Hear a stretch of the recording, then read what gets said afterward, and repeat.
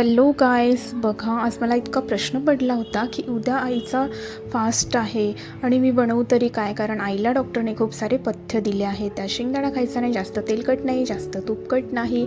मी असंच काही विचार न करता रात्री भगर भिजत घातली. सकाळी बघितलं तर भगर छान भिजली होती. ती मस्त बारीक मिक्सरला वाटून घेतली आणि त्यामध्ये जिरे घातले, चिरलेली कोथिंबीर घातली. तिखटही खायचं नव्हतं म्हणून हिरवी मिरची काही घालता आली नाही.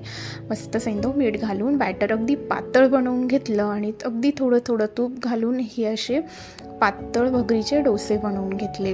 नंतर त्याच गरम तव्यावर उकडलेल्या बटाट्याच्या फोडी घातल्या.